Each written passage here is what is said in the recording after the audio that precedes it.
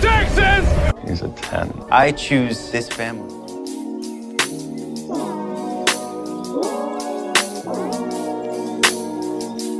Hi guys, welcome to episode 66 of 911 Lone Star Roundup. I'm one of your hosts, Katie, and with me are my lovely co-hosts, Grace. Hi everyone.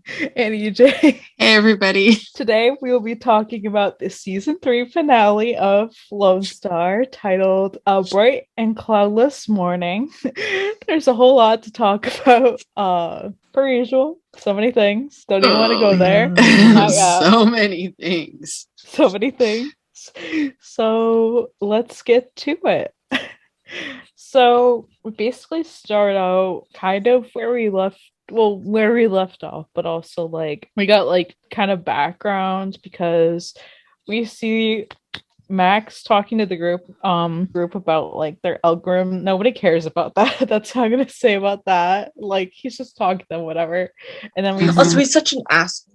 Yeah. Oh, yeah. Okay. Can I just say, like, those people, like the way they're dressed, I kind of understand why it was overdressed, but also I'm like, is it bad that like I dress more professional for my job than they do? Like I like a little bit. Cause at my job, like and stuff, we have to wear technically we have to wear dress pants. So it's kind of sad. Anyways, that's just a random side note for you. Yeah, I have to too. So then we see Judd and Wyatt, arriving there in that scene again. And yeah, like we see like what happens like with the building and then before the explosion.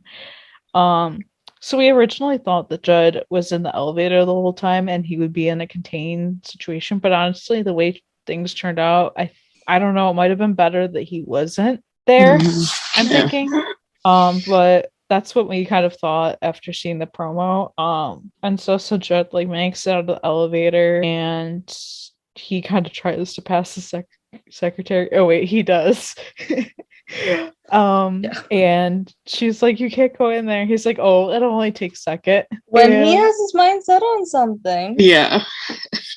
He just ask for your approval. He does. And he's just like, howdy. And Max is just like, howdy yourself. And Judd just like tells him, oh, like you met my son yesterday. And he's like, he's such an ass. Like he's just like, oh my God, like I can't even. And of course, like he doesn't remember. So the secretary tells him it was a kid in the suit. And he like just makes these dumb comments.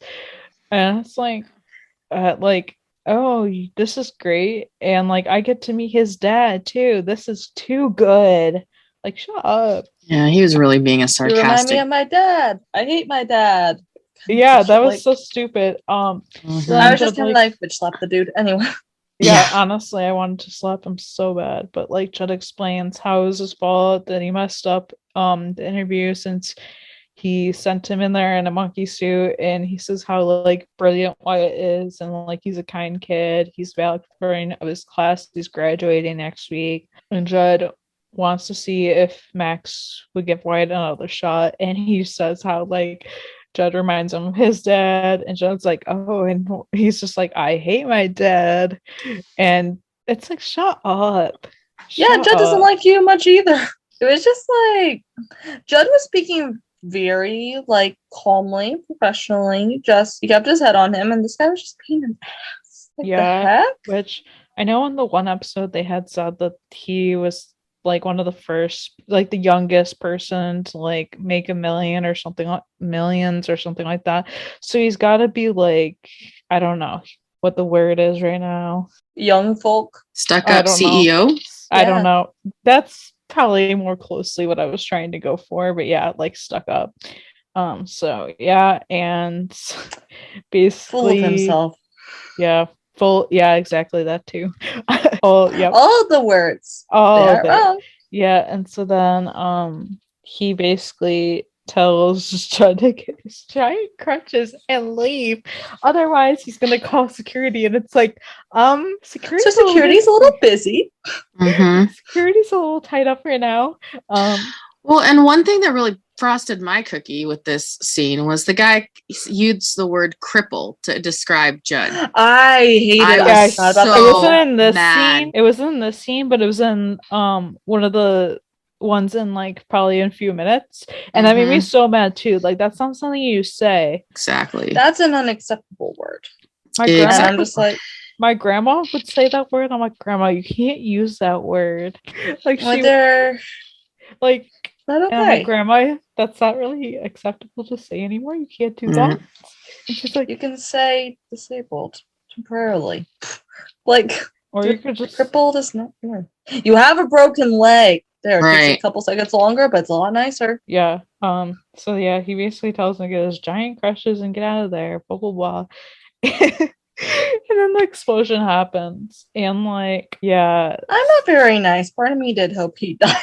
Just because he annoyed the heck out of me. Yeah. I was like, no. And so yeah, we see like the security, and then we see like the group that like Judd's with, and that like Judd tells them to like get down and cover their heads, and they fall like down a floor. Well, we see them fall, but we don't really realize like how far it is at this point. Yeah, they don't know if it's I would have just, said like, a couple of floors, honestly. Yeah, it didn't seem honestly. like just one floor, but yeah, I agreed. And yeah, we see the building crumble, and it's honestly crazy. Like just thinking about it. Yeah. It's wild. So then we get that flashback with Owen, and at first we don't realize it is a flashback. I was so confused at first. First I'm like, okay, why are we with a random couple in bed? And then I was like, wait, that's Gwen. And I was like, wait, that's Owen. The heck? And I'm like, oh, flashback. You guys want to know what I thought at first? When I first saw him, before anybody even started talking, I was like, oh dear God, please don't tell me they're giving us Nancy Mateo again. Oh, briefly, that is what I thought. I did not think that.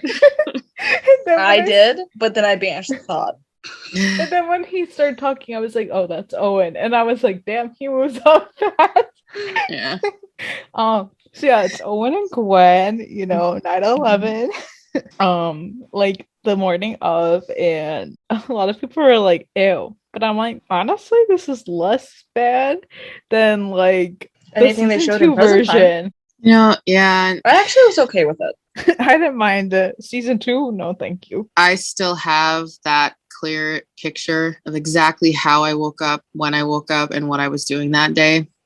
So I'm like, I'm so like, I get it, but it was just really weird to see them, especially like it happened so quickly. And then I was like, wait a second, that's Gwen. Wait a second, she's dead. What? And it took me a second to process. And then as they continue to talk, I realized, okay, they're still married. So how long ago was this? And then she said something about TK's got to get off to school. And, our 7-year-old has to get to school or something like that. And then you see Owen and he's looking off like through the window. I was like, oh yeah. And she was talking about making partner at her law firm or something. Yeah. So it was like all these little pieces. I was like, okay, this is flashing back to something. And then when he looked out, I was like, oh, I know what he's looking at.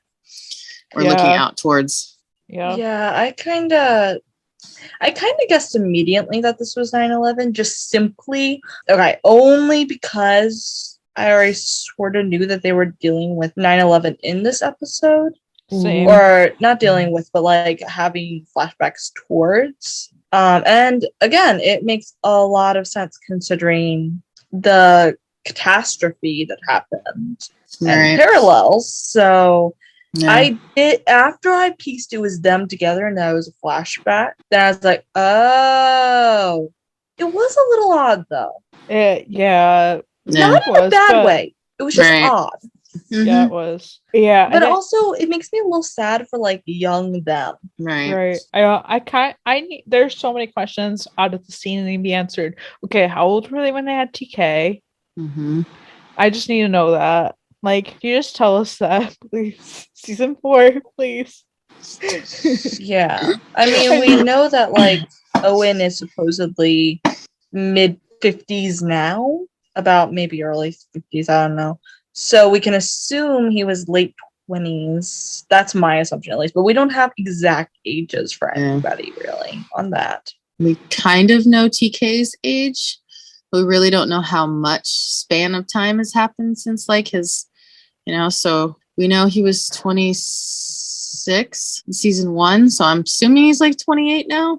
I am too. They're keeping on par with the actor's age. Yeah, that's true. And Ronan is 28. Yeah. I think that just because I always just figure with a lot of shows, they usually one season usually equivalents 1 year of time for the most part. That's how I view it, but that's not always how it's been. So that's true. But plus, there's like in between time too. Yeah. It usually goes off real time, like especially Lone Star. They always go off real time, so I always just assume that like each season, even though we might not get a full year, like once we are in a certain point, I know like it's a year. So like either way, TK is 28. Yeah, reasonable assumption. And off the top of my head, I don't know Rob's age, but I guess we can assume again he's in his mid-50s. Yeah. So he's a son in his late 20s, him mid-50s. That would put him late to mid-20s. Right, especially since like out of most of the cast, they've gone by their real age. Like Paul and Brian, same age. Like from Judd, same thing. Like they've pretty much gone by the same. So that's kind of, I don't know. It seems to be a theme, even though it could not be a theme for everyone. Right. But yeah. Yeah. So let me get Owen as oncologist. Okay, I was not expecting this. I wasn't either. There was nothing. Okay. So there was like pictures of like Owen and scans, but my brain didn't connect it yet, and I was honestly thinking it was a flashback. So did I.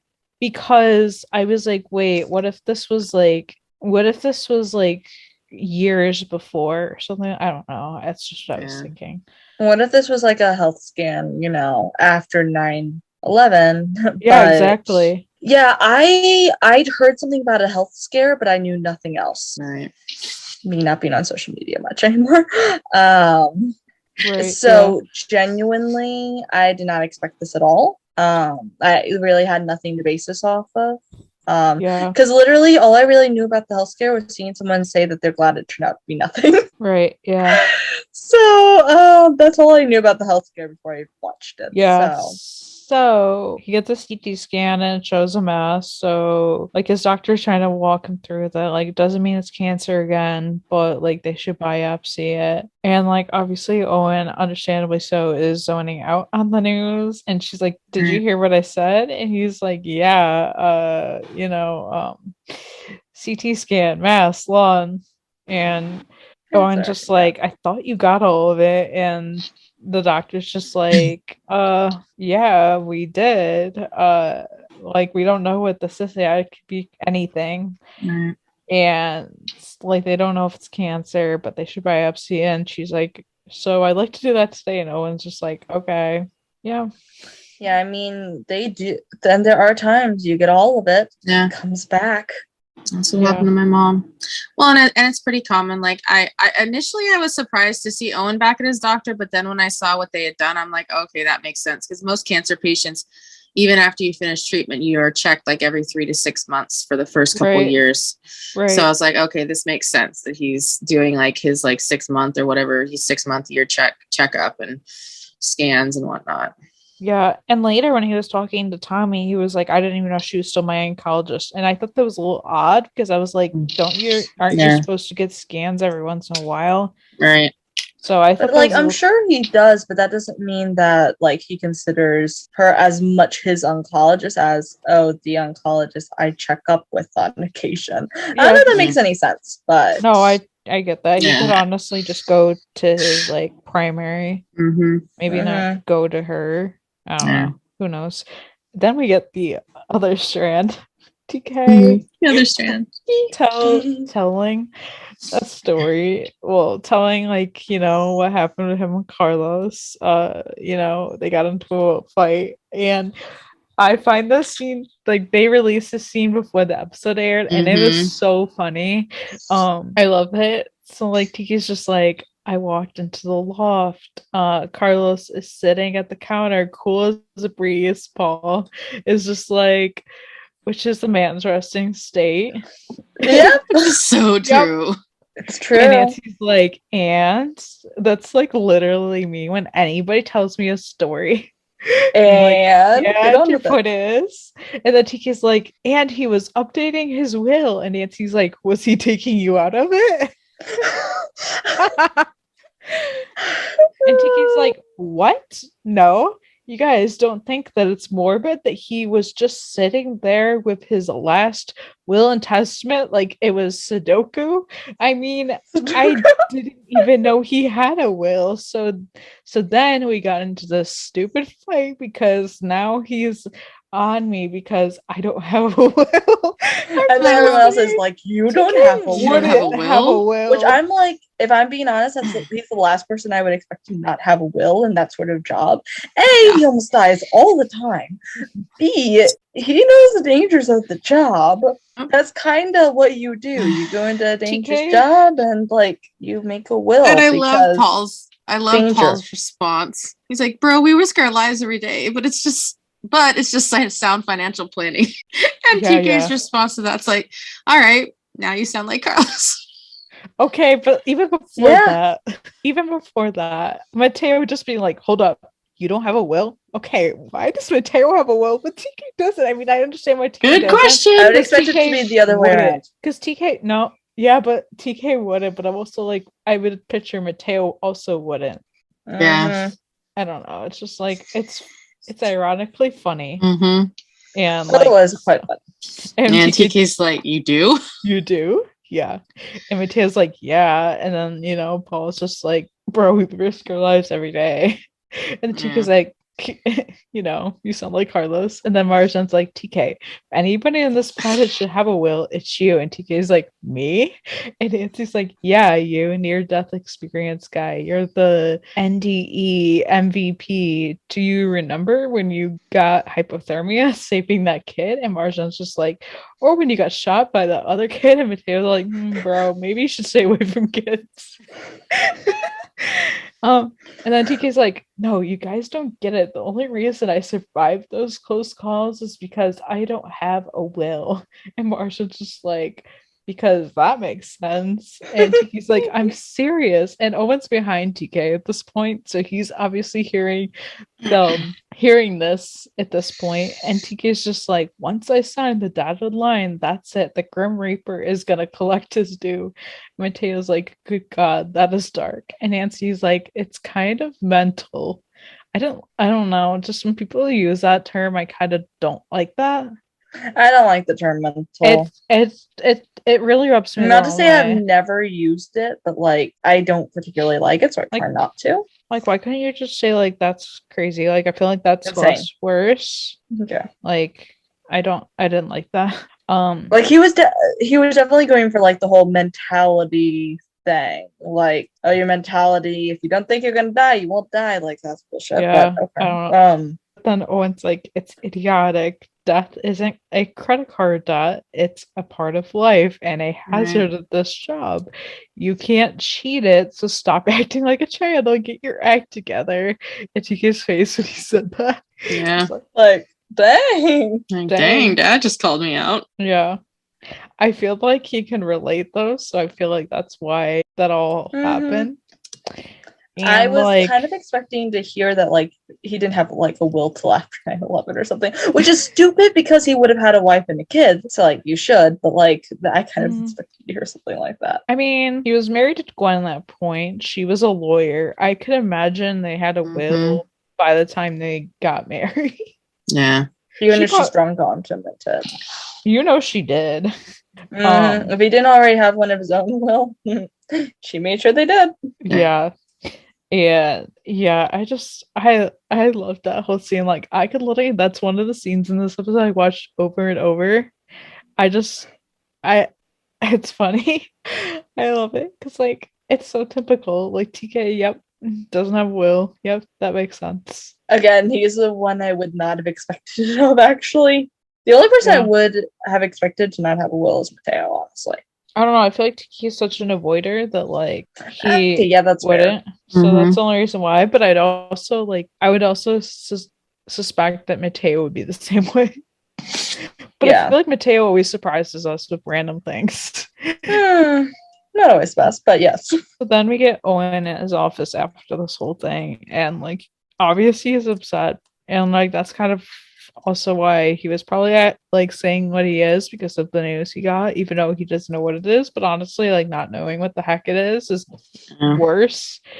And like Tommy goes to talk to him, she sees him. And like I love this because we haven't really gotten this kind of thing in a while. We love Captain Bonding time. Exactly. And we really haven't gotten a lot of that. Right.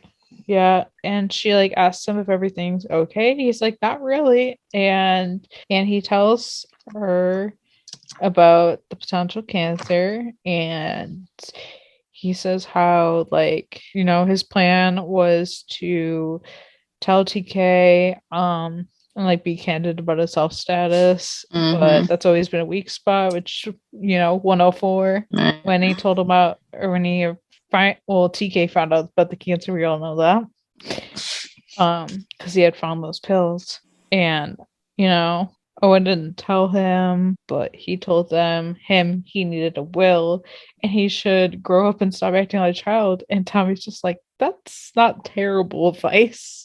I mean, she's not wrong. Like, she's trying to be supportive, and like, yeah, I love that.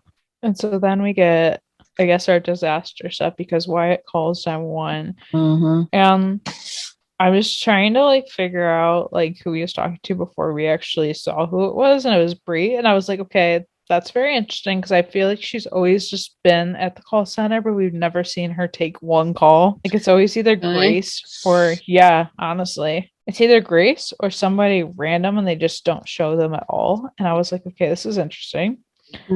So like she takes down the information, and then like, so she's like, it's like the Tell Lively building, and then like she's like, what's her name? And it's like Wyatt, and so Grace overhears this, and so she has a call like transferred to her. Well, I think at first she was gonna try and like wave at her to like catch her attention, but then she just like grabbed it and like just grabbed the call. Like she wasn't gonna wait. That. Grace, yes.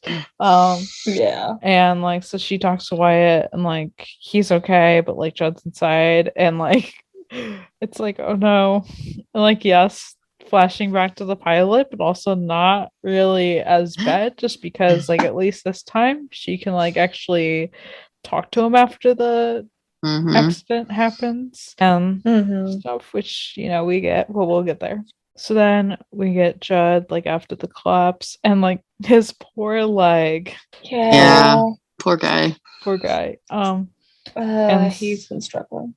Yeah, and he calls up with other people, and like the guy Max like asks what happened, and just like he's just like saying some type of structure failure, and Max like, yeah, there was an explosion, and just like, yeah, I heard a big boom before everything went down. And like one person says how they have to get out of there, and they're like, oh, we'll take these stairs like down this hall, and Judd tells them, no, don't take those stairs, like don't. And Max is just like, why the hell not? And Judd explains how it looks like we're on the side of the building that collapsed, so they need to move away from the failure and find another way out. And Max is just like, why should we listen to you? And Judd's like, because I'm 20 years of being a firefighter, and if you stick with me, I'll get you out of here. And Max is this is when he calls him a cripple, and that's not okay. Exactly. No, you don't say that. Like, you can say literally like, yeah, a guy with a broken leg is gonna get us out. Like, that would have been much better than like that. But obviously we know this guy is a major dick. He's not gonna like have any sense of, you know, good like things to say. And so like, I wanted to be like, shut your stupid mouth. Like, and just like, I'm a firefighter. And then like his phone rings, and this is the best part because it's Grace, and okay, he has her in his phone as my heart. I love that. Guys, I literally can I find that? Amen. I need that too. I find it should. Asking for a friend, me being the friend. Amen. Oh, that just they make me melt every time like something like this happens. I'm like, oh, how do they get better? Literally. How do you get better than that? Like, how every episode, how do they make us just like Wow. Okay. Love them more. Yeah. Right. I love Judd and Grace. Oh. Yeah. So he answered his phone and like she's like, "How are you doing?" And he's like, "I'm still kicking." I love that expression because one time my neighbor, like I had to just check in on his cat and he's like, "Just make sure you check on her and make sure she's still kicking." So anytime anybody says that, I think of that. And I'm like, yeah, that's funny. And so like then he starts telling the people that it's 911. And the Like one guy 911 called you? the I one remember guy this is, guy. yeah, the one guy is like, 911 called him. I'm sticking with this dude. And I'm like, yeah, you are. And so like Grace tells Judd that like what she knows because he's like, yeah, I reckon you know what's going on here, and she does. Of course she does. Of course. And like she tells him that Wyatt's fine. He's just worried about him, and Judd thinks they're on the 5th floor, and Grace is just like, who's we? And just like, oh, I'm here with 3 civilians. But then he remembers there was another man in their office. So then they start yelling for Hugo, and like they call for him, and then they find him, and of course he has like rebar in his neck at not a good place, and like he starts to tug at it, and so of course he's bleeding. He was already bleeding, and it's not good at all, and like it's sad because like he dies. Like they couldn't save him. He's the only one out of the group that I even liked a little bit. Yeah, I know. I remember you said that when we were watching. You're like, yeah, he was the only one I liked in there, and I'm like, same. Yeah, it was so sad. Was like he was the only likable dude. Yeah, and I think he was pretty pinned, and then he had some rebar sticking somewhere in like his neck, right? It was in his neck. It was and not someone, good. Like I think one of the women tried yanking on it first, and then he is trying to yank on it, and it's like, guys, have you never heard you shouldn't yank out whatever stabbing you? But he was dying, period. I still flash back to Josh talking to Maddie. So you think after 15 seasons of Grey's Anatomy, they know not to pull things out? I love that line. Like that sticks with me. Yes, it does. But it's like I always thought that was pretty common sense. When you have a foreign object in your body, maybe you shouldn't try to pull it out. Yeah. Just like I know the instinct is to want to like get it out of your body, but guess what? That may be the only thing keeping you alive. However, in his case, he was gone. His body just hadn't caught up with the trauma. Yeah. Yeah. Because like skewered through the neck, that that right there with the blood loss. There's a lot of yeah. And then with the other crush injuries of having the big cement slab on top of you, he probably wouldn't have made it out anyways. Especially the way they wound up having to go. Like, there would have been no way to transport him. So, but it was really sad. However, this is one of those things where you're like, well, not everyone could make it out. Right, exactly. Like we knew like there was gonna be something with this episode, and it was just like it was sad that it was him. And so like Jed tells Grace how they lost a man, and so like she's like, okay, well you have to get out of there and stuff. And I love how he was like saying how he was gonna put her in his bucket. She's like, no, hang up. Like that was so sweet. And then we see the receptionist. She's like still on the floor above. It's funny because just a few minutes before I've been like, yeah, we all just forget there was someone else there. Yeah, I know. Exactly. It was like, yeah, there is a receptionist. Where's she at? And it was like, oh, still up there, I guess. And so then we get Owen arriving, and like them, like I guess the 126 more so arriving, and so Marshawn's like to Owen, like, have you ever seen something like this? And Owen's like, oh, I have. Okay, let's go find the IC. To me, that line was a little bit, it was not stupid. Marshawn stupid, but they know he lived through 9/11. Right. They know he was like there. That is anyone who goes into his office knows. So I'm just a little bit like, stupid question. I don't like know, obviously that was just an opening for everything to come, but it was still a stupid question. Yeah, I don't know. I guess like maybe she didn't like really connect it yet, that like that looks like that, 'cause she's never seen it with like her own like naked eye. Yeah. True, and But I'm occasionally you also, forget like, things, but still. I don't know. Like, it clearly was only that line only existed for them to have that opening of, guys, we're trying to do parallels for Owen to show this. Yeah. For anybody Just that didn't clue in. Right. Just my pragmatic brain is just like, duh. I'm right there with you. So yes. And yeah, they look at the building and I can feel the mood. And we see everyone, we see TK, Tommy, Nancy, and then we see TK Point be like, it's not Judd's kid. And Tommy's face is just yeah. Then we see the instant commander, which happens to be Captain Andrews, and I really like him. I like seeing him when they show him. I always liked the dude. And and so it's nice to see him, especially with Paul and Marjan talking to him when they're walking and they're talking and stuff about this, and it's nice to see. I don't know, I just really like it. And so the building was mostly empty except for people stuck up in the upper floor, and then he just nonchalantly says, oh yeah, Judd Ryder's up there. Yeah. And it's sorry, what? I think Owen was probably yep, of course he is. Yep, because this always happens.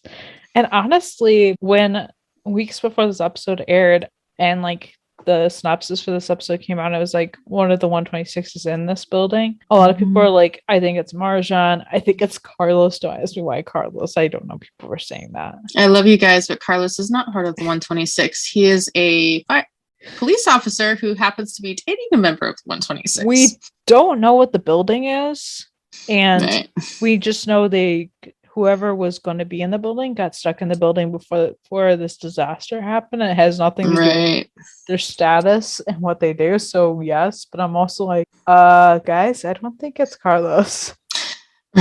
Yeah, exactly.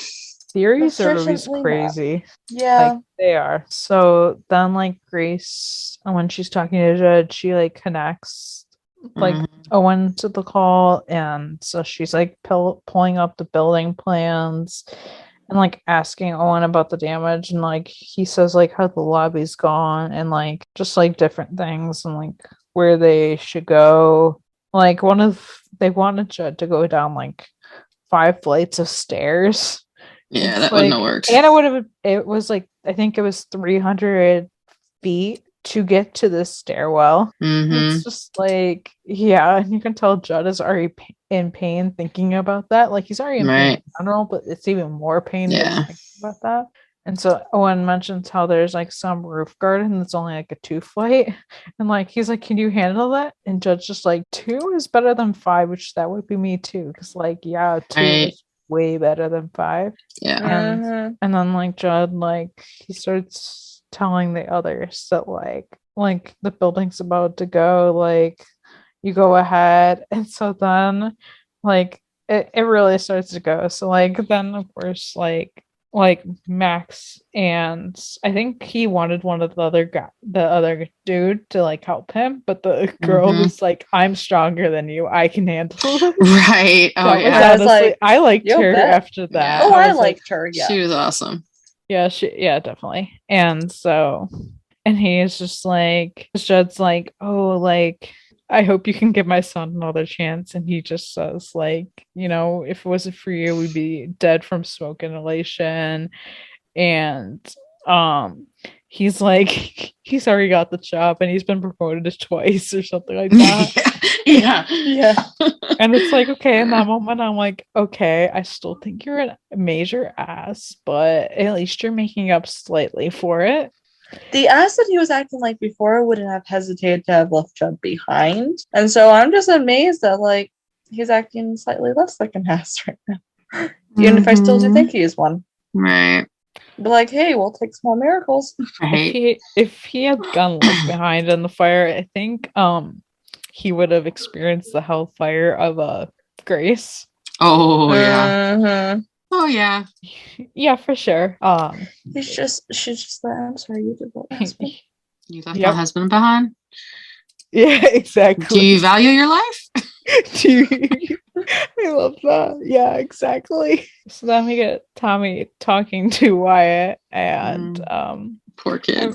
Poor kid, yeah. I feel like Wyatt's totally like blaming himself. Like if he hadn't tanked the interview, he wouldn't be in there. And Tommy makes a good point though. Like if he hadn't, Wyatt would have been in there because he would have gotten the job and Jen would have gone after him either way. He would have been there in there either way. And like trust me. And you know what? It's true. Yeah. And like she's like, trust me, he prefers it this way. Right. That's a dad and a first responder right there. So then Owen's about to go in the building, and then this is when like Wyatt runs up to him and like is asking like about Judd, and Owen says how he's tough and they're gonna get him out of there. And I'm like, boy, if only you knew what he's been through. Oh yeah, he's probably they've probably barely scratched the surface of explaining that to him. We don't even know what he knows. Like, do you know what happened to him like before this version of the 126? And even before that, I would be surprised if he did know, honestly. Just I'm not sure that would have ever come up. It's not something that would come up easily in conversation. I feel like he would have had to ask him like certain questions for that to come up. And it's hard to know like if Judd would want to go there with him yet. Yeah. To that level at least. Right. It's definitely interesting to think about, but yeah.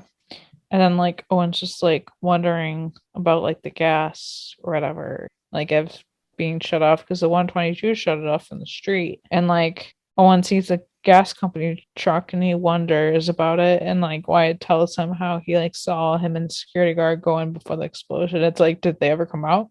No. And so like, Craig. Whoops. Yeah. And like so Owen tells like Mateo that they're going in with like 2 other strongback. And it's like, yeah, that probably was. And like it's like Captain Andrews being like, well, you don't know if they're like still alive, and it's like Owen being like, you can like survive that. Like, yeah. So then like Paul radios saying that like, they're in position but they don't see Judd, and it's like it's been literally a second. But yeah, and then Owen and Mateo go in and find the security guard, and they like have to get concrete off him, and then like after they like get him out, and like Owen tells Mateo to like get a backboard and then get out basically with him. And Owen like wants to look for the gas company guy. They went in too, and Mateo's just like, if you find him, like, how are you gonna get out? And Owen's like, haven't you heard of the fireman's carry? And I'm just there like chortling like, yeah, haven't you? I was like, of course, this is typical for Owen. It's like, yeah. And so then we see like finally like Judd getting out of the building and stuff, and that was rough seeing him when we go down the stairs. Like I'm feeling in pain for him. Oh, and he's being so strong. Like, and for someone you know that he is being as strong as he can, and just the way that like he's grunting, he's struggling, how much pain he must be in. Right. Then he broke his leg a second time. My goodness, that has to be painful just itself. Ugh. Yeah, the thought of it just makes me nauseated, to be honest with you. Like I fractured my wrist when I was like 7, and I remember when it happened like it was yesterday, but I've also blacked so much of it out. But I just remember like walking, I couldn't even like hold my arm. Ooh, it was so painful. Like, so I can feel that, but like it was my arm, not my leg. So just imagining it being my leg just makes me feel so. Right. So it's far easier, depending, but it is far easier to have an arm out of commission than it is a leg. Yeah. Both are vital. Both are very important. Yeah. But so, Judd finally gets out of the building, and Marsha being like, I see him on Paul radioing how like 126 we got eyes on firefighter Ryder plus 4 civilians, and everyone like is just like looking over there, And understandably so. And like Marjan being like, listen, you just couldn't stay out of the accent, could you? I love that. Like, we don't see much of like their interactions, but we have like this season a little bit, and I really like it. And then Joe's just like, I'll tell you what, after this, I might never leave the house again. Mood. So they get him, and they're like waiting on a basket, and then like Grace tells Paul, don't drop my husband, okay? And Paul's like, we'll handle him with the most utmost care. Yeah, it was cute. And I love this. Very. And like, the security guard gets out, Judd gets out, Owen goes looking around for this dude, which quite honestly, they're not gonna find, if I'm being honest. He's like nowhere to be found. I did think, I'm like, wait, they never found him, did they? No, they didn't. I mean, yeah. I'm just gonna say that now because they don't never to be found. Yeah, I was thinking about it. I'm like, wait. That place is basically just rubble at that point. There was it's a death trap. If he wasn't already dead, he probably died in the second collapse. Yeah. So yeah. And then like of course there was another explosion. And so this is when you're like, yeah, that's not good. And Mateo yells for Owen, but of course he's in there. He's definitely not, he probably passed out, honestly. Yeah. See, my brain just goes, why the fuck are you yelling for him? You have a radio. You don't. Honestly, same. But then I was like, you know what? First instinct would be to call for them, but like, you have a radio. Right. Yeah. You yelling is going to do nothing, is kind of my thought. And so Owen then tries, like, after he wakes up, he tries to radio, but of course, and of course it's scrapped. That static, yes. Nothing's going through, and then he finds a man down there, and like his name's Manny, and Manny said, you see the second one? I started to clue it in more so the second time I watched it. Me too. Just because, like, you know what that means. But like at first I was kind of like so confused. I was like, what? Why is there a cop down here? Right. Yeah, I noticed the badge, which everyone was like, oh my god, firefighter. Like, where's his pass? And I'm like, that's a cop. Yeah, also, for one thing, passes. No one in this fucking show uses a pass. No, none of these incidents would be nearly as exciting, which is why they don't have them use passes. But like in real life, a pass would alert the rest of the fire station to the location of a downed firefighter. Yep. Has 911 done it? Nope. Not to my memory. Okay. I think there was one instance where it was, but it wasn't like, I don't know. I think there was one instance of using it. The only shows I've actually seen it in are Station 19 and Chicago Fire, and I'm like, that's saying something. Considering how many emergency shows are out there, I'm just like, guys, it is a real thing. There is something called pass. It sets off an alarm when a firefighter is stationary for more than I think it's 30 seconds. Because that will let the other firefighters know where their location is. It's like a ping kind of deal. Right. Yeah, it's like and I get why they never use it, because obviously they have to make it dramatic trying to find them, but also they could use it and still make something dramatic trying to find someone. Like, you still have to locate them through the rubble. Right. I'm gonna give Lone Star the benefit of the doubt, and they haven't done too many fire calls. Well, they always have passes. No, I mean that most of their calls are like car accidents and those type of things.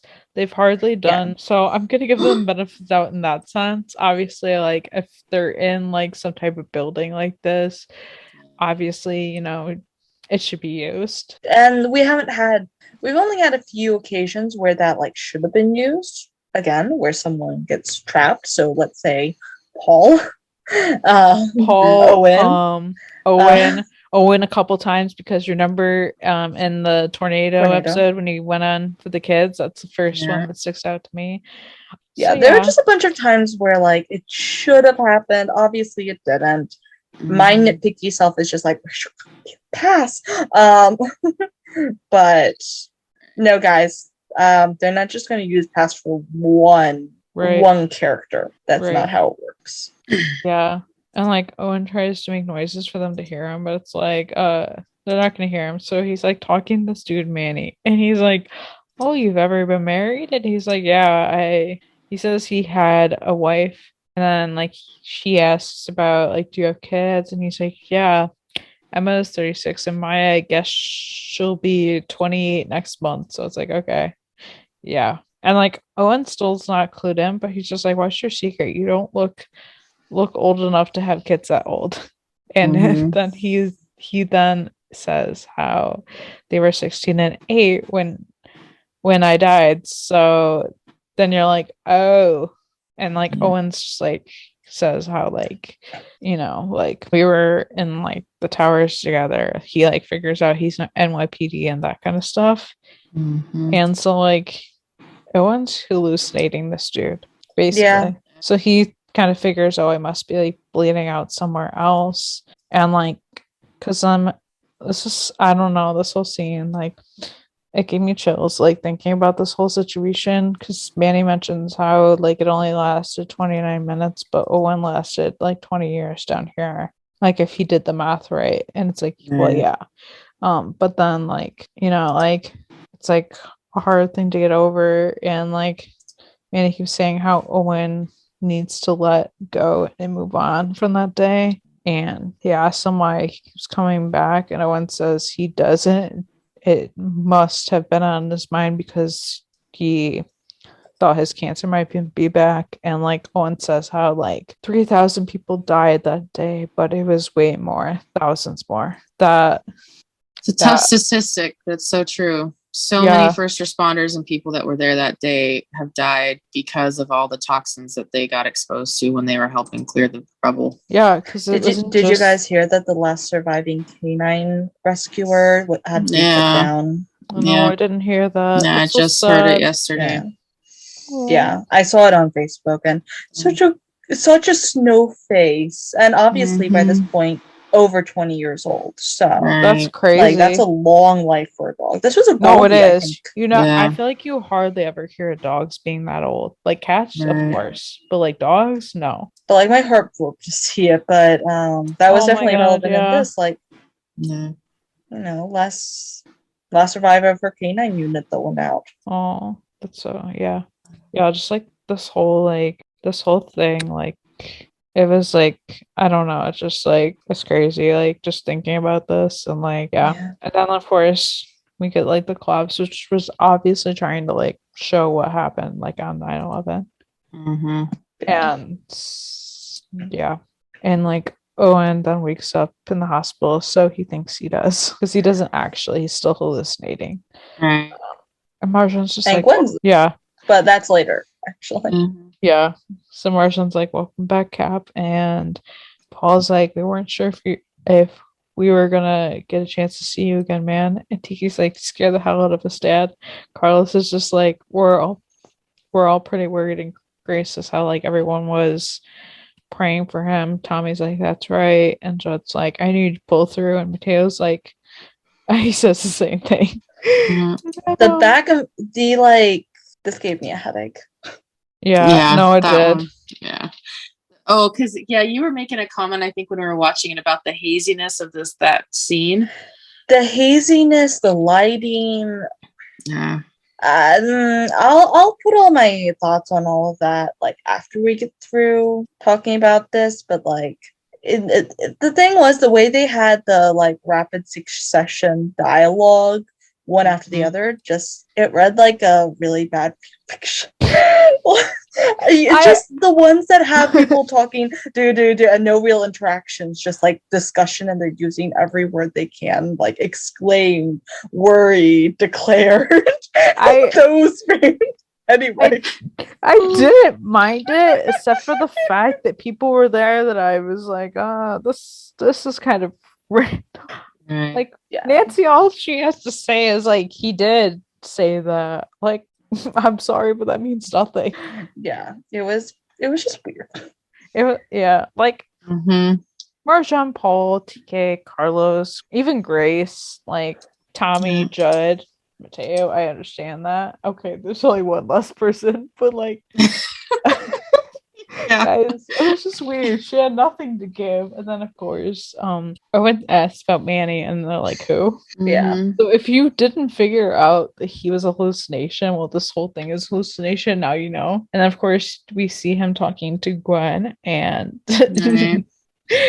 Present day Gwen too. Well, present day before she died, but like the one we knew in season 2 kind of sort of Gwen. Right. And so like she says like, so if you didn't know, or she like is just like he died, and Owen's like, Gwen? And she tells him like he can't save everyone. Owen says, I know, but like he basically wishes that he could have saved her. And then she says like it wasn't her fault and like that kind of stuff. And then he goes back to the original scene saying like we should have stayed in bed that morning. And she's just like, yeah, we can't.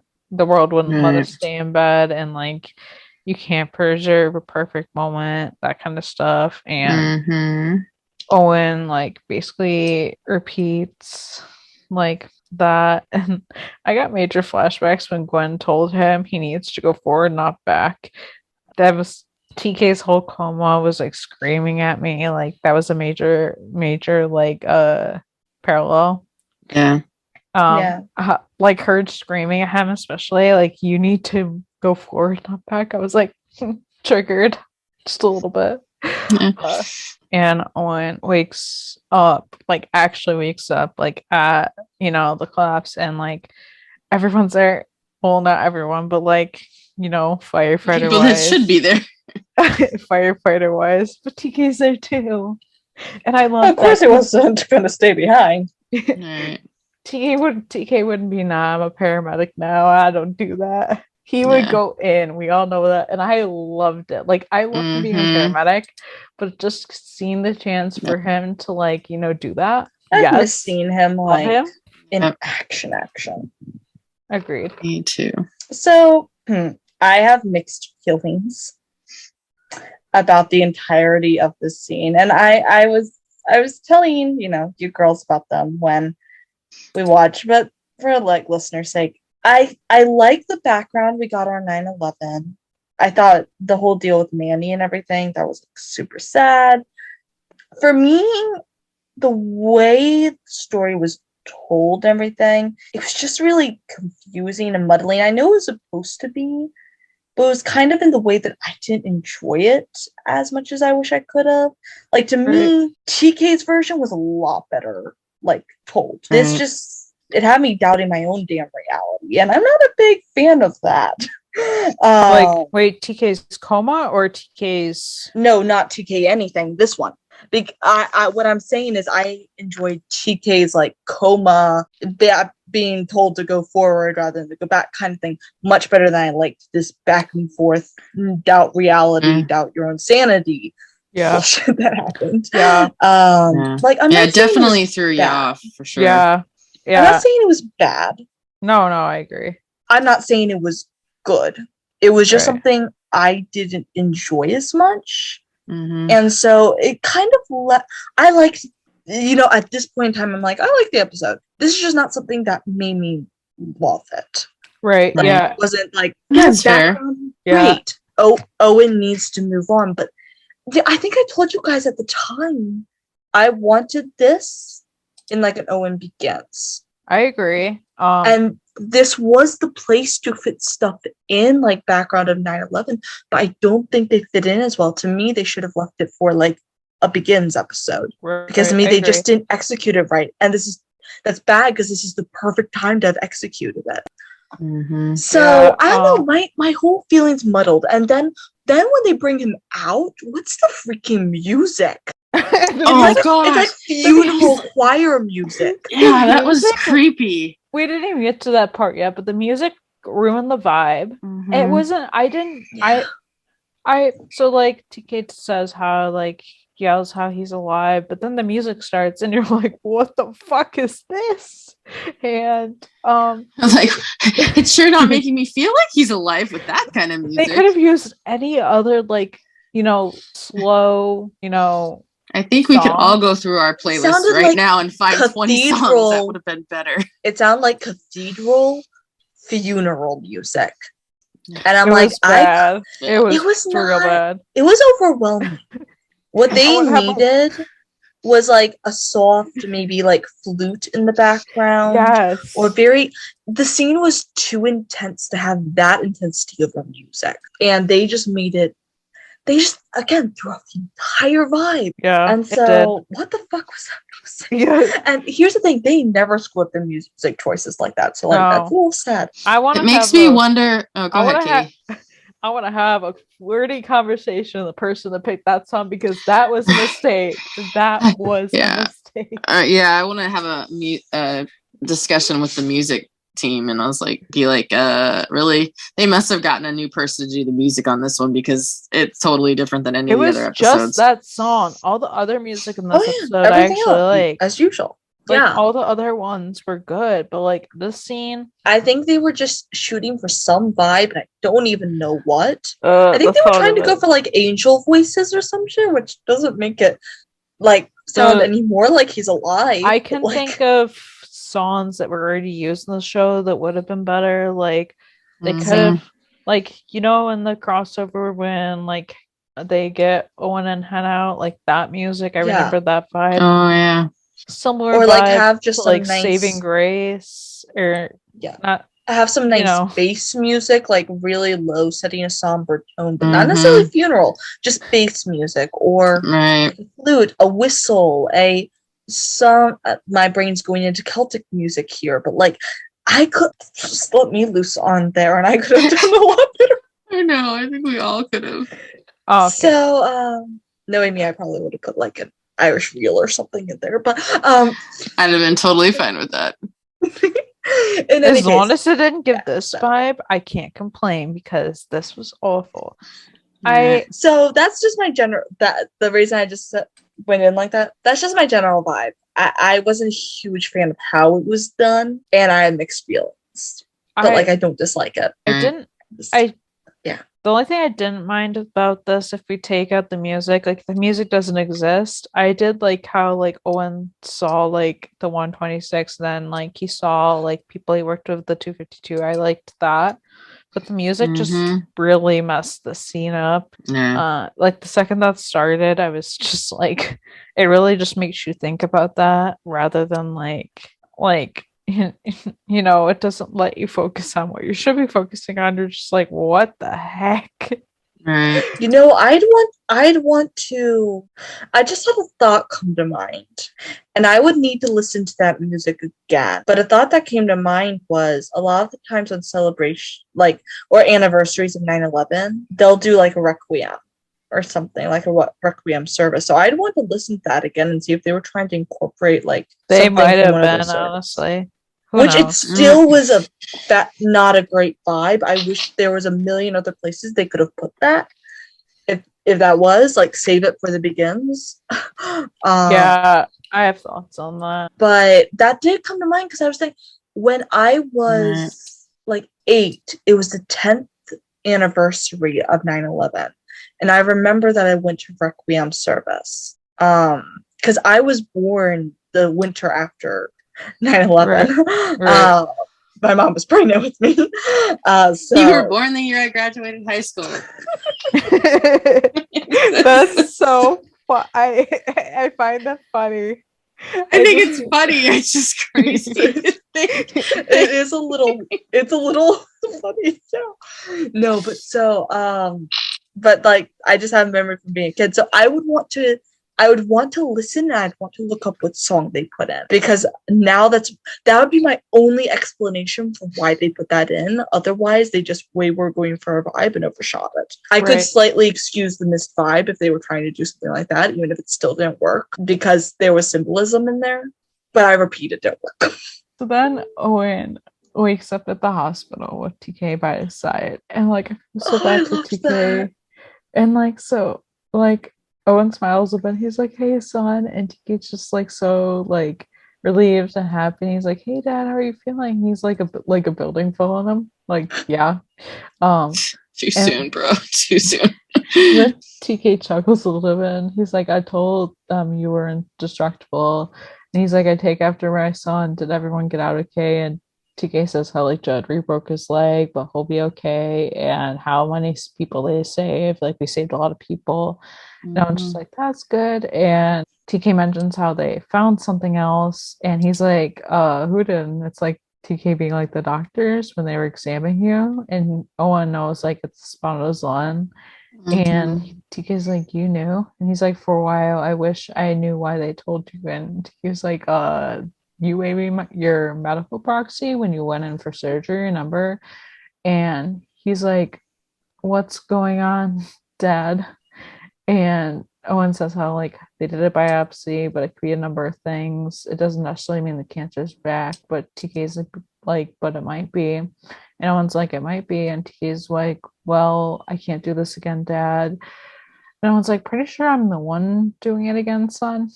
And TK's like, no, I mean, I can't lose another parent, not now. And that they had released that and like an Instagram story promo, like a week before, like a couple, maybe like 4 days before this episode aired. And I was like, so that I had been thinking about that the whole time, and it was so sad. And like Owen's like, well, that is not something either one of us is going to have a say in. TK, no one's guaranteed anything. It's why you make a will. It's not to prepare for the end, because that comes no matter what we do.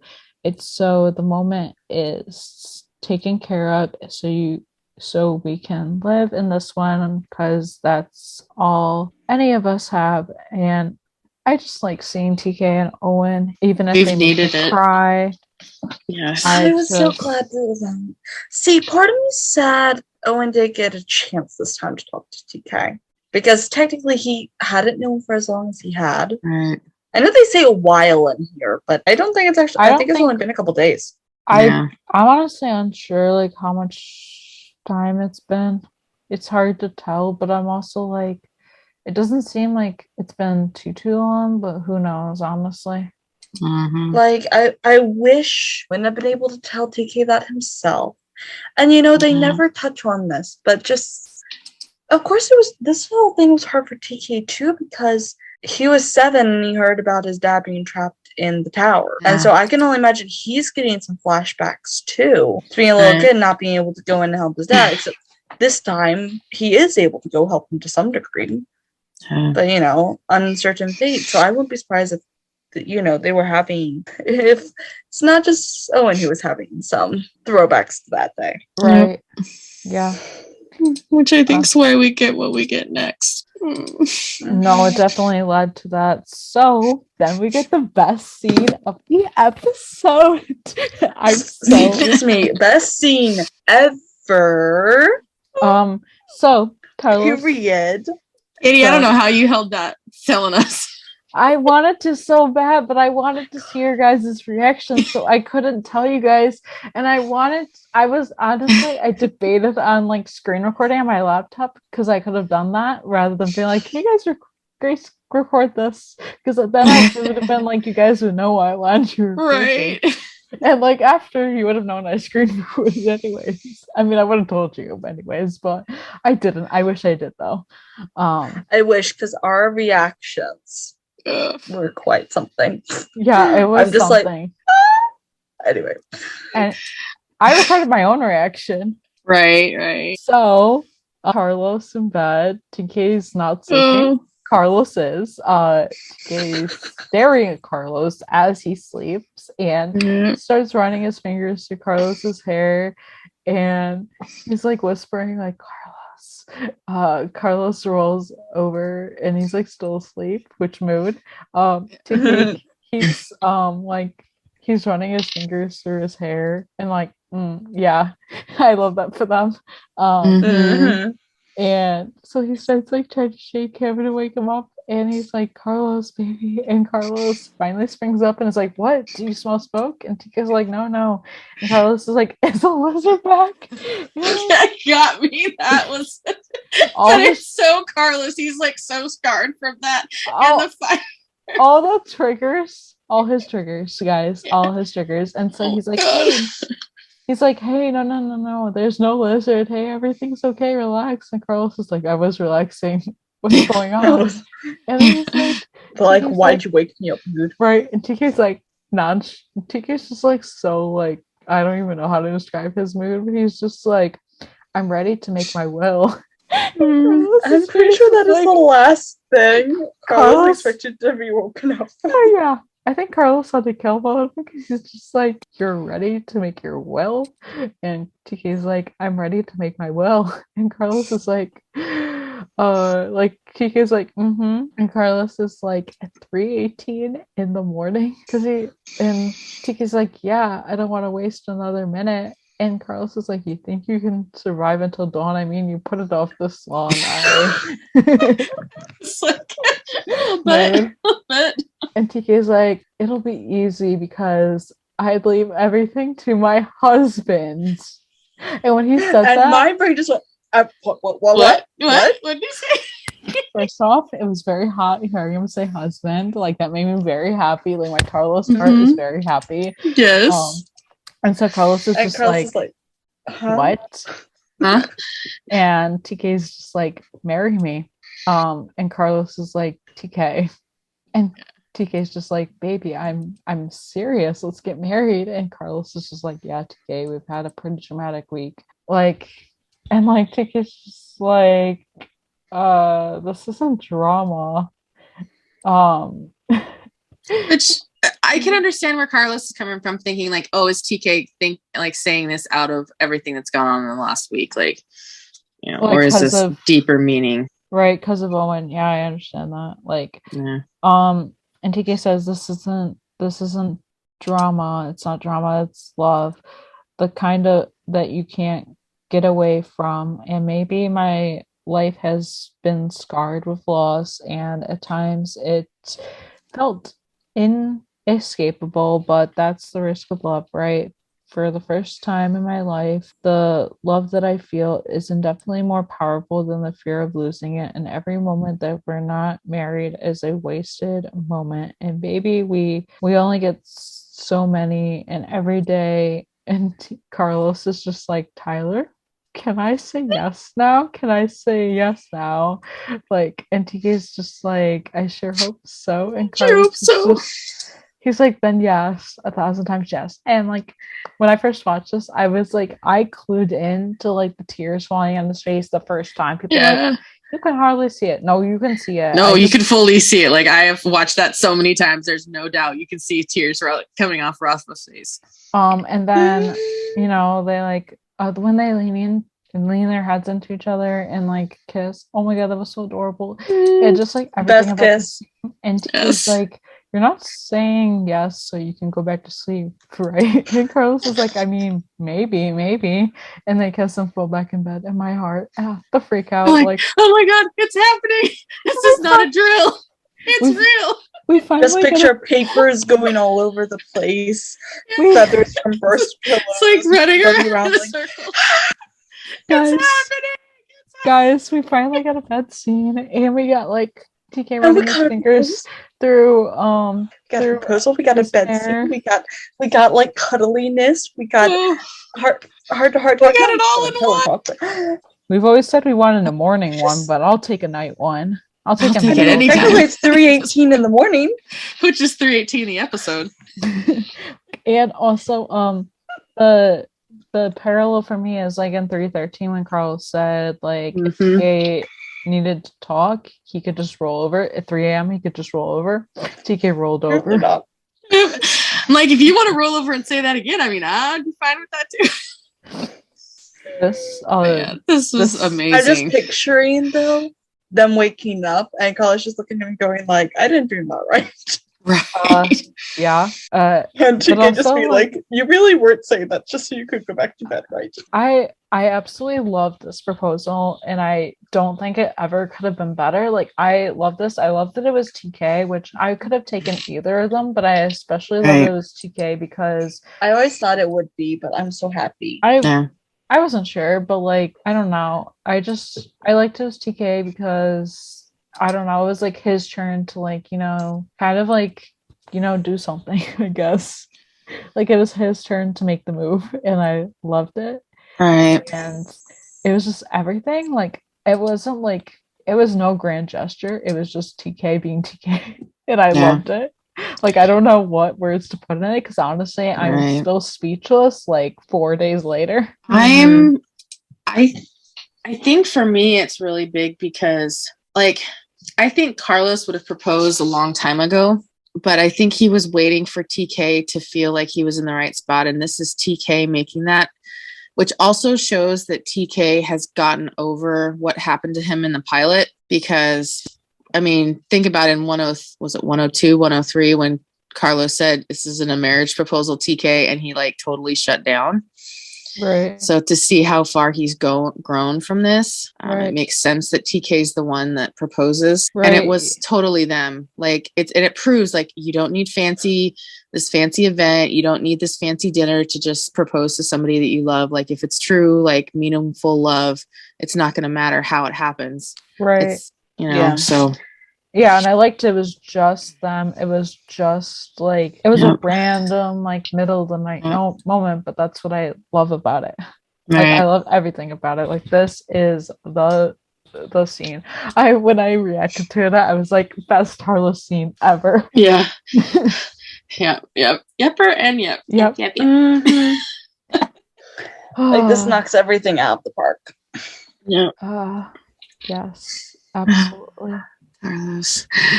I do feel bad for Carlos waking up and freaking out about us smelling smoke or the lizard. That I still can't really get over that, but it was really good writing. And Rafa is like, his reaction is like so perfect. Mm-hmm. He's like, I was sleeping or was relaxing. Why did you wake me up? Yeah. Me when someone wakes me up. Yeah. That used to be me. I feel like Carlos is very much like go to bed early, wake up early type of dude, and TK is a stay up late, sleep in like kind of dude. Yeah, I can kind of get that vibe. Cause like I feel like I just totally feel like that. Anyways, moving on from that beautiful moment that we will never shut up about. We'll probably mention it. We'll be talking about this for a long time. Exactly. Mm-hmm. Exactly. So heads up. Heads up, it will be referenced so many times. So we get Owen in the hospital about to be sprung from the hospital, and he gets a card from Catherine and it says thinking of you. And I was like, oh, that's their way to show that might still be a thing next season. So then Judd walks in saying, rolls in. I mean, I said walks in, but we all know he's not walking right now. You guys know what I meant, though. He's like, well, look at you flaunting your uprightness about to get sprung. And Owen says, like, yeah, not a moment too soon. You think, I think they were thinking of renaming the entire wing after the Strand family. And this is what I'm like, the Strand family, what about the Strand family and friends, or like the 126 wing? There you go. At this point, everyone at the 126 has been hurt except for Mateo. Mm-hmm. Mm-hmm. And half of that happened in this season. I know, right? Yeah. Wow. Pretty much. And like Judd just says, I bet that comes with a hell of a parking spot. And Owen asks like where are the girls, and Judd says how he sent them home because poor Grace now has two relations that aren't walking very well. And Owen like asks what the new recovery time for Judd is, and he says 3 weeks more than the old time frame, and Owen's like, that's a lucky break, and Judd's just like, it's 2. I'm like, oh my god, he is. And then like it's like only Judd would say that, and he says how he has 6 lucky screws in there now. And Owen's like saying how he's going back to work in a few days, and there's like some captain billing in, but like Marshawn's pretty much running this show, and I'm like, I'm not surprised. Yeah. Not one bit.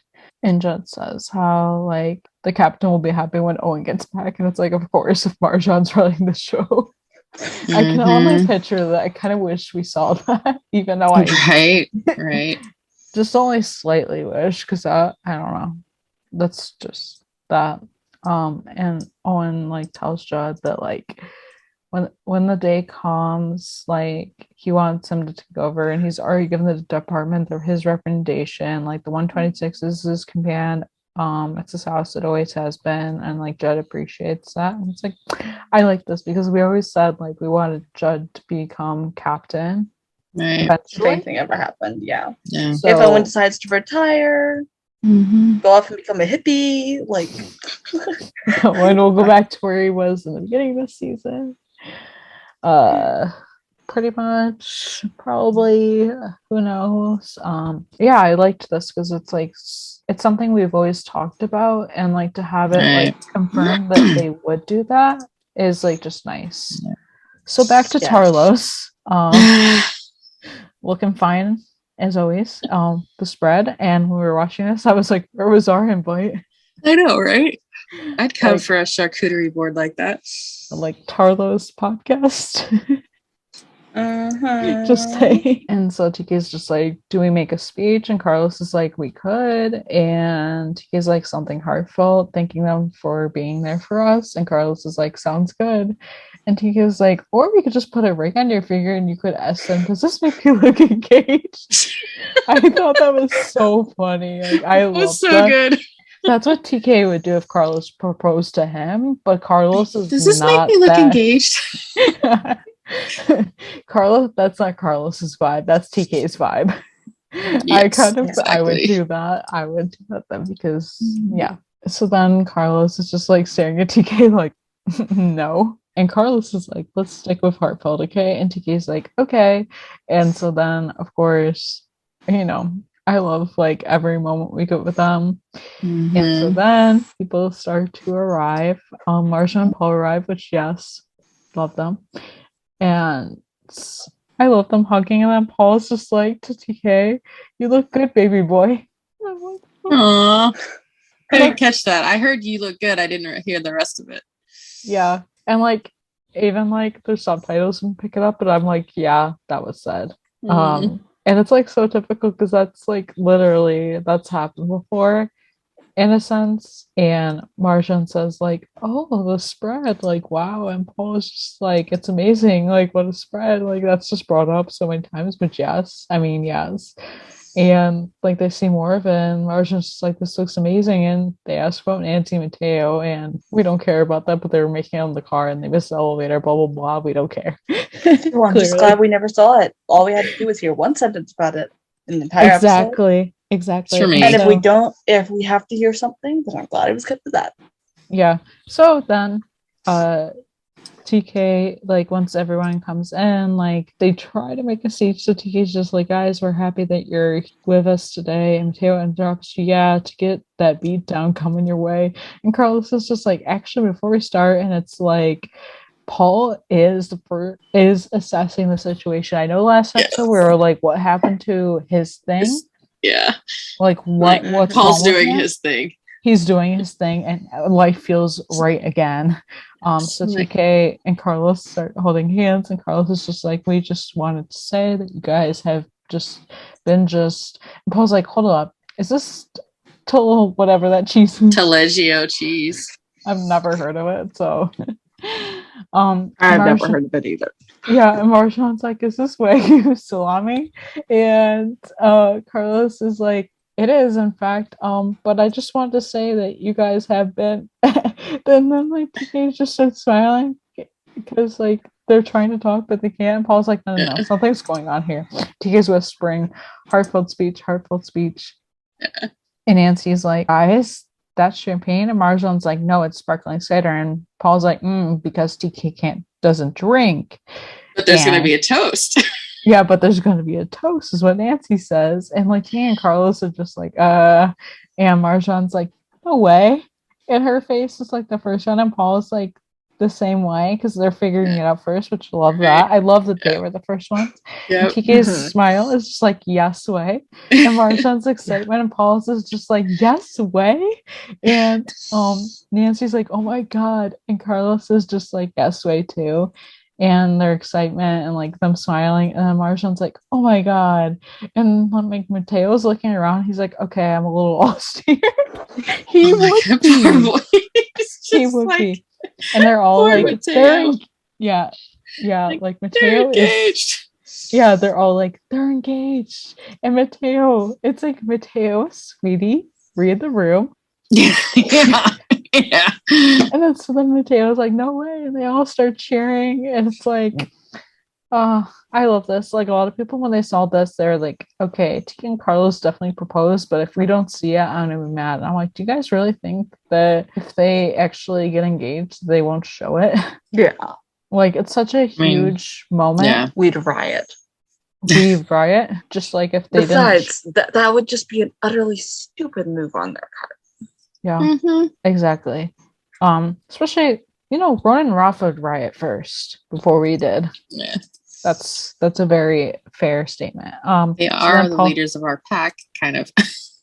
They're the leaders of the Tarlos fan club. They're like the captains of the Tarlos ship. And I like to say we play a top role. Yeah, there we go. 2. So then Paula's just like, yo, I'm so happy for you. And Mateo, of course, is like dips on the best man. And Paul's like, no. That is not how this works. You didn't even figure it out. Mateo's just like, it is when you say it first. And Paul's like, first, you are the last to know. And Tiki's like, guys, it's okay because we get 2 best men. And Paul's just like, hey. And Nancy's like, but do they have to be men? And I love this moment. And Carlos is like, well, yeah, no. And like the excitement, like the way they acted is how we feel. Right. Yeah. Yeah. So then we get the captain's meeting for like coffee or something at like a coffee place or something, and I love them. And Owen apparently has news, and he has like some coffee drink. I looked it up. It's essentially just like double shot espresso with steamed milk, and it's called that because the glass there. And I was very curious what the heck it was after they had mentioned it. But Owen says like how it's the perfect beverage with which to celebrate, and Owen says how like basically he has a fungal infection. He was very excited about having a fungal infection because it's better than having cancer, and he's like so excited. He's like, I do. Like Tommy's like, you have a fungal infection? He's like, I do, inside of me. The way they're just so excited and like, yeah, I mean, it's better than cancer. And she's like, Tommy says, like, that's great news. Congratulations. Well, on not having cancer, which I'm assuming this is what that means. And he's like, yes, that's what this means. Right. He has like some fungal infection that firefighters apparently get because like an occupational hazard, and he's still 100% in remission. And I loved them meeting outside of work. Like, can we get more of this? Because it was great. It was great. Agreed. It's nice to see. So then we get the end season montage, Tarlos engagement, which I loved. We see the Ryder family at home, Wyatt graduating high school. They're talking to him on video chat. And I love that. Yeah, it was so wholesome. And Judd being like, oh, now that you have that high school diploma, you're ready to face the world. You don't need nothing else. And Marlene's just like, he's going to college. And Judd's like, oh, they're just going to ruin him. And he's like, I agree. And Judd's just like, see what I mean? And Marlene's like, Grace. And she's like, listen, I will try to talk to him. It won't do no good, though. And just like, well, I'm proud of you. And Wyatt like that. Thanks, Dad. And Charlie, so cute. She's just like, yeah. And they're just like, yeah, it's so cute. And like, I love like the engagement celebrating Tarlos kisses. We love it all. The toasting. Oh yeah. Tommy and the girls like getting temporary tattoos. That was super cute. And then like Owen packing away the South Tower. The only thing that was missing from this episode was Buttercup. I want to write a very strongly worded tweet about this because that's just a crime. He's been in every finale. Season 1, Owen took him for a walk. He was at the firehouse. Season 2, we saw him like during the cleanup. Season 3, Buttercup was nowhere to be found. If you want to tell us that he died, just tell us. Sorry, that took a turn. I'm very much so. Like, why? Yeah. I mean, like, we totally understand if the handler was not available to be there, but like, come on. Please tell us why we've got no Buttercup. Please, somebody. Yes, we need Buttercup content. We need answers and Buttercup content. And yeah, that was on the episode, end of the season. It's really crazy. Yeah, it's crazy that we're at this end. I know. I can't believe we're here again. Like, it seems like just yesterday season 2 ended and season 3 started. Right. But the good thing is we have a season 4 to look forward to. Yes, they got renewed. Didn't we say they would get renewed? Yeah, we did. Mm-hmm. No one ever listens to us. No, they don't. No one ever listens to us. Yeah. But yes, they got renewed. We have season 4 of Bloom Star, season 6 of My 1. Yeah. 6 is my lucky number, so it better pull through. Yeah. I believe I was the one to say they would happen on Monday too. So, well, I think once we figured out that they were doing the upfronts on that Monday, that we were like, oh yeah, they'll probably have it. I mean, I know there was a lot of controversy and some confusion because I was kind of keeping up on it, but I was also like in the middle of something where I was on a big trip on Monday. Like they were coming down to the wire between Disney and Fox to whether or not they were going to renew and like all the agreements and stuff. And I guess Lone Star got renewed first and then 911 and The Resident. So I guess there's some confusion like, oh, it's not going to happen. And it's like, it's going to happen. Yeah. People are being dramatic about it. And it's like, come on. Like, first of all those shows we just mentioned are their top tier shows. That's what brings them in the most views. Yep. So also, yes, that. Also, people have been flipping out about views. You have EJ and me who can't watch it day of. Right. Or you have me who can't and you just sign out to wherever. We all watch it together. People watch it via streaming. They don't count streaming in those views, guys. There's still plenty watched. Exactly. But and like, granted, stranger things have happened, but they'd be stupid to do it. And obviously they're not that stupid. So yeah, we're fine. Guys, breathe. Yeah. I really liked this episode. I don't know. I just like I could have taken it out without that weird music in that one scene, but like I've watched it 4 times at this point, and every time I watch it, I just love it more. Like my only not really, this isn't really a complaint, but my only thing to say is I wish they would have, if they were going to do the 9/11 stuff, they would have kept that in an Owen episode, just because I felt like they could have gone further with it. But I think honestly, I do think their plan for that kind of episode changed because the goal was always to film that stuff in New York. Right. And first off, that's expensive. Second off, that's just like, they could manage it, but like, it's also just like, it's hard to go between filming in LA to filming in, and scheduling for everybody that would have to go and establishing who's going to film and it's all that. So it was. Yeah, I think filming, like, not usually where you film, like, is just more complicated. So I kind of understand why they did like this type of storyline, but otherwise, like, the Tarlos stuff was strong in this episode, which we knew they were making some sort of decision, but like, I think 98% of people, and I think I was 98% sure, but there was that 2% of me that was like, no, they're not going to do that. And I know Ronan Roth have done millions, pretty much millions of interviews, which we haven't had time to like read. I've only really read one. We're definitely going to talk about that in an upcoming episode because we do want to talk about that, but we want to have more time to be able to like look into it. Yeah. But like what I've read is amazing. Like, apparently the word on the street is they want to have a honeymoon in Hawaii, and I mean, I'm down. Yeah. Loved it. I'm excited for what's to come in season 4, especially for like them, because we've always known this moment was coming, and even Ronan said like it wasn't ever an if, it was a when.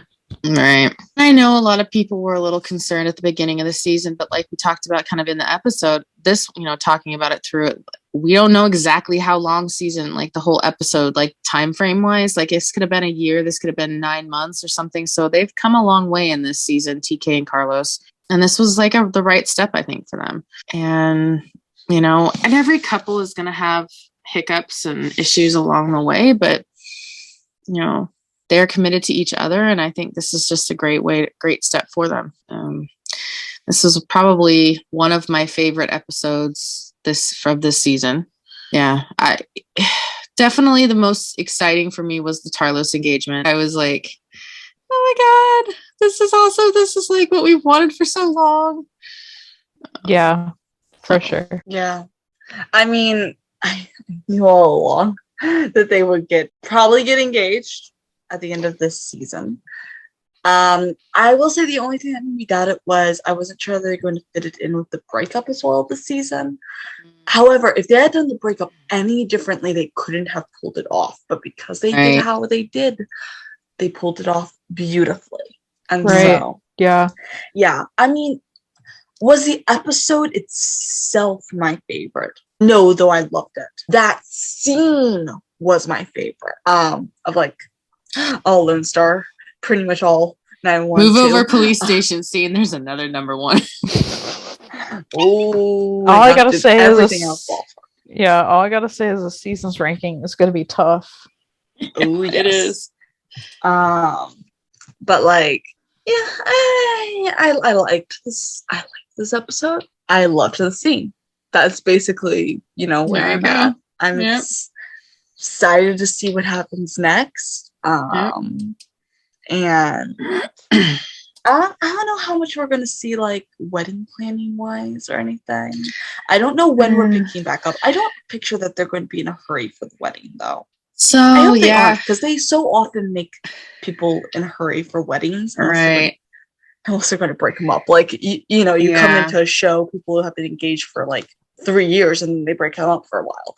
Yeah. Couples that get engaged, they tend to marry them all faster. I'd love to see a slightly longer engagement. Yeah, we should. Yeah. Right.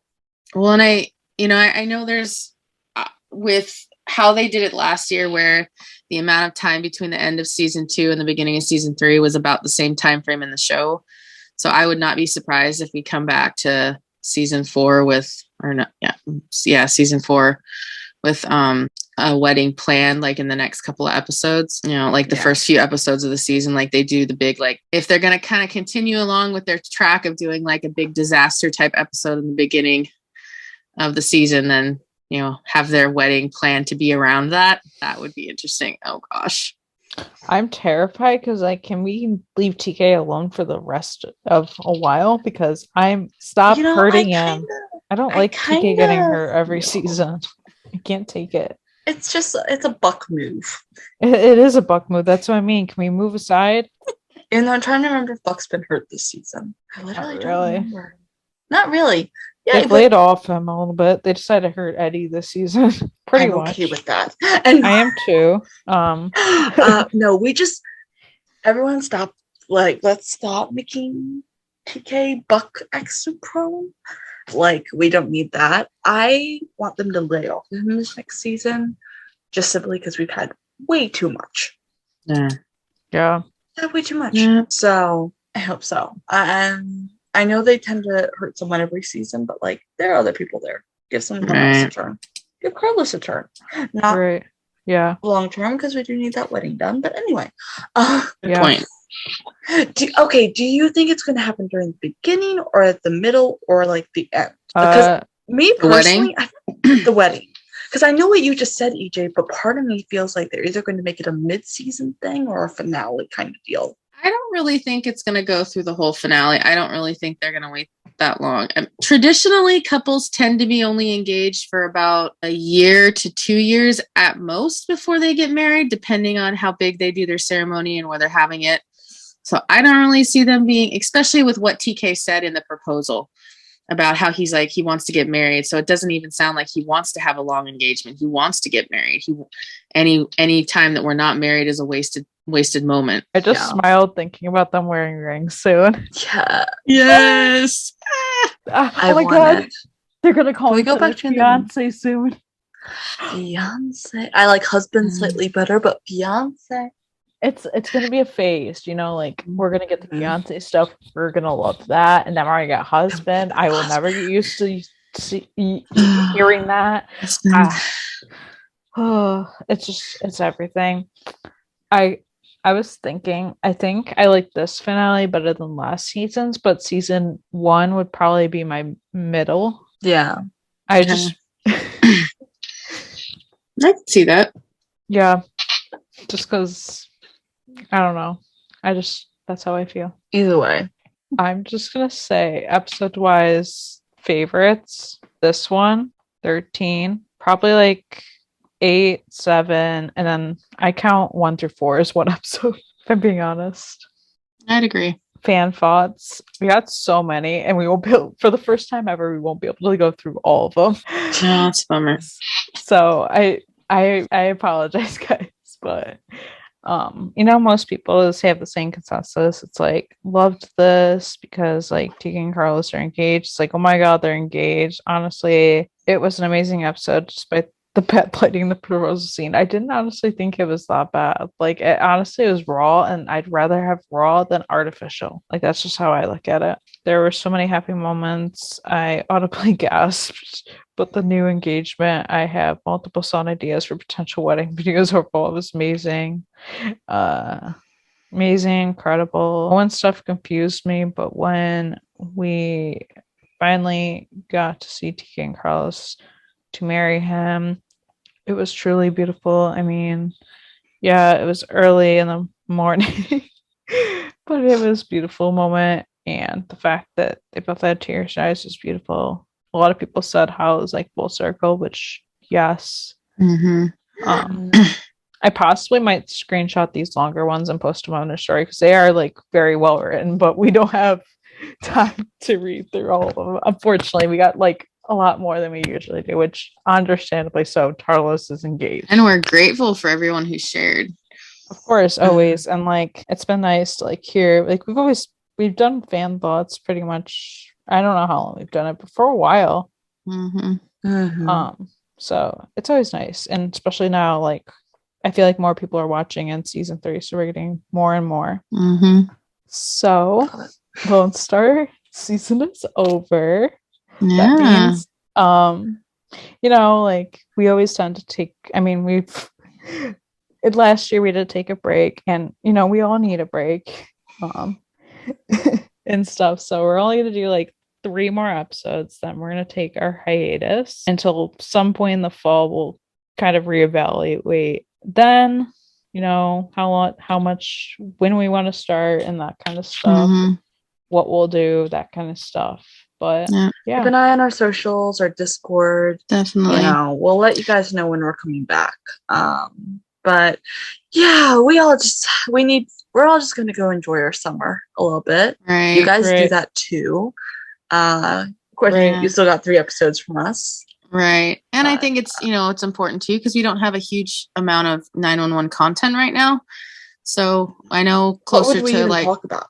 Right. So August to September sometime, and then the shows will probably start filming again. So we might start getting some content. So yeah, we'll just kind of play it by ear, and we'll reevaluate in a few months when things are, picking back up. So yeah. So we're not done yet, but we're taking a break here soon. Yeah. Yes. We're very consistent like that. We post, like, if you think about it, like the first year we did it, we recorded from October in November, I think, or something like that. Yeah. Mid-November to May. Actually, no, July, beginning of July. We never took a break. And then last year we took the break, and then we started from September.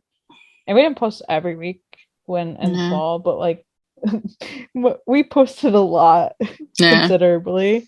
And then here we are. So yeah. But I'm glad we didn't have a lot of major cliffhangers or anything like that at the end of the season. I will say that. I was so happy about that. This was for a season finale. This was really good. I'm glad for it. Thank you guys all for the support. Thanks for listening all the way to the end. If you've listened all the way to the end. Yeah. Thank you guys so much for joining us and listening. Be sure to subscribe to the podcast on Anchor. We're also on Spotify, Apple, and Google Podcasts, and anywhere you can get your podcasts. You can rate us on iTunes and Spotify. Leave us a review. It would mean a lot to us. You guys can follow our socials at I want LS Roundup on Facebook, Twitter, and Instagram. You can also check out our Discord server. The link will be down below and then in our Instagram bio. You guys follow me, Katie, at Cloudless on Instagram and at Cloudless on Twitter. You guys can follow me, Grace, at RonanRafa911 on Instagram and at CheapGirl31 on Twitter. You can follow me, EJ, at EJ8302 on Instagram and Twitter. Bye. Bye.